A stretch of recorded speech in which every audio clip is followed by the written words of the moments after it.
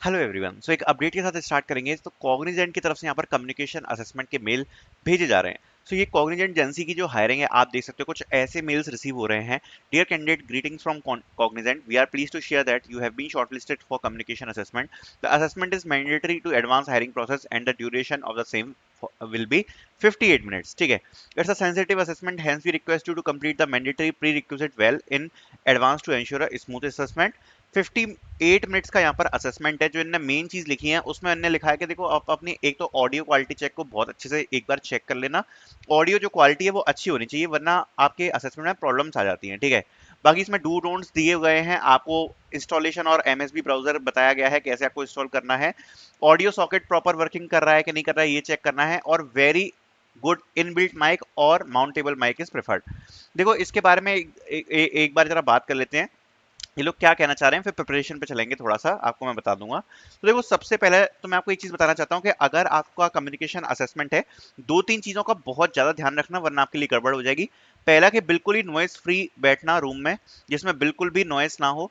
दूसरी चीज जो इंपॉर्टेंट है वो ये है कि अगर आप इनबिल्ट माइक यूज कर रहे हो तो मेरे हिसाब से थोड़ी बहुत प्रॉब्लम्स आ सकती हैं। क्योंकि ना इनबिल्ट माइक यूज करना, ना स्पीकर करना, ठीक है, क्योंकि ना ढंग से सुनाई देगा ना बोल पाओगे। मैं आपको सजेस्ट करूंगा कि हेडफोन्स, जो वायर्ड हेडफोन्स होते हैं, उनको आप यूज करो।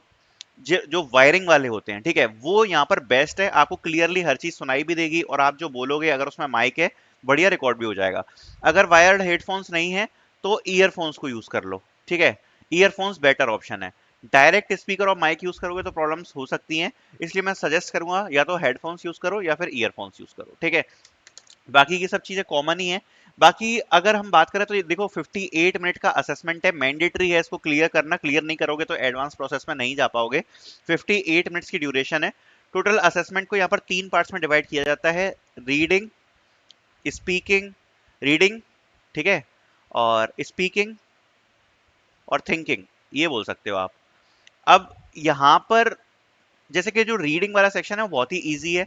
आपको जो भी सामने लिखा होगा बस आपको वो पढ़ना है। स्पीकिंग वाले सेक्शन में ज्यादातर आपको लिसनिंग के क्वेश्चन मिलेंगे, जिसमें आपको चीजों को सुनना है और सुन के आपको चीजों को आंसर करना होता है। और जो थिंकिंग वाला है, इसमें आपको एक टॉपिक दिया रहता है या फिर कुछ क्वेश्चंस दिए होते हैं, उसके अराउंड आपको सोचकर आंसर देना होता है। अब अगर इन तीनों की बात करूं, इन तीनों का ही यहाँ पर इंडिविजुअल कट ऑफ होगा। आपको इंडिविजुअल कट ऑफ क्लियर करना होता है इन तीनों का ही। ठीक है, असेसमेंट ज्यादा इजी नहीं है, थोड़ा सा डिफिकल्टी होता है। डिफिकल्टी लेवल पे अगर मैं बात करूं, जो लिसनिंग लिसनिंग वाला सेक्शन है, लिसनिंग एंड स्पीकिंग, ये वाला जो सेक्शन है इसको आप लिसनिंग एंड स्पीकिंग बोलो। ये वाला जो सेक्शन है वो थोड़ा सा डिफिकल्ट होता है। इसमें अलग अलग टाइप का आपके मतलब एक्सेंट्स वगैरह रहते हैं, तो थोड़ी सी प्रॉब्लम क्रिएट हो जाती है। इसको क्लियर करने के लिए दो ऑलरेडी बहुत ज्यादा डिटेल्ड वीडियो मैंने बना रखी है। पहली वीडियो आप ये देख सकते हो, इसमें मैंने हर सेक्शन के साथ बता रखा है कि आपको आंसर कैसे करना है। अगर आप देखोगे तो सब कुछ इसमें अपडेटेड बताया हुआ है। और दूसरी ये वाली वीडियो है जिसमें मैंने ये बताया हुआ है कि एक्चुअल में जब आप कम्युनिकेशन असेसमेंट देते हो तो पर सेक्शन के हिसाब से आपको कैसे चीजें बोलनी है। ठीक है, तो ये दोनों वीडियो का लिंक आपको डिस्क्रिप्शन में मिल जाएगा, जरूर चेक कर लेना, बहुत इंपॉर्टेंट है। And all the best for your assessment.